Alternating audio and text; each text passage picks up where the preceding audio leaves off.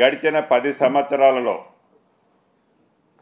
ఆనాటి రాష్ట్ర ప్రభుత్వం ఏదైతే పేదవాడి కష్టాల్లో పాలు పంచుకునే దాంట్లో మాటలకే పరిమితమైంది తప్ప చేతల్లో ఏమి చేసింది అనేది ప్రత్యేకంగా చెప్పనవసరం లేదు.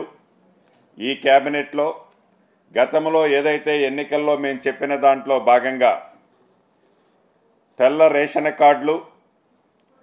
రేషన్ కార్డులతో పాటుగా ఆరోగ్యశ్రీ కోసం ఆరోగ్యశ్రీ కార్డుల్ని విడివిడిగా ఇవ్వాలి అనేది ఈ రాష్ట్ర ప్రభుత్వం కేబినెట్ నిర్ణయించింది. దీనికి సబ్ కమిటీలో 3 మంత్రులతో ఒక సబ్ కమిటీ ఏర్పాటు చేయటం జరిగింది. పౌర సరఫరా శాఖ మంత్రివర్యులు ఉత్తమ్ కుమార్ రెడ్డి గారు, అదే రకంగా ఆరోగ్య శాఖ మంత్రివర్యులు దామోదర్ రాజనరసింహ గారు, రెవెన్యూ శాఖ మంత్రిగా నేను ఈ సబ్ కమిటీలో ఉంటాం. వీలైనంత తొందరలో ఈ సబ్ కమిటీ రిపోర్టు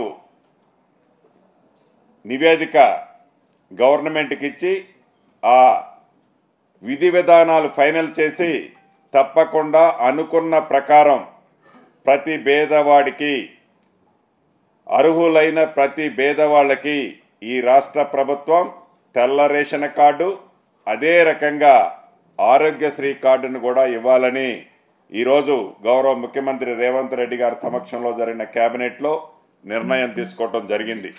అదేవిధంగా ఏదైతే గతంలో చూసాం, ఎవరెవరికో క్రీడల్లో పాల్గొన్న వాళ్ళకి ఆనాటి ప్రభుత్వం సహాయ సహకారాలు అందించిందని గొప్పలు చెప్పుకొని మాటలకే కొంతమంది విషయంలో పరిమితమైంది.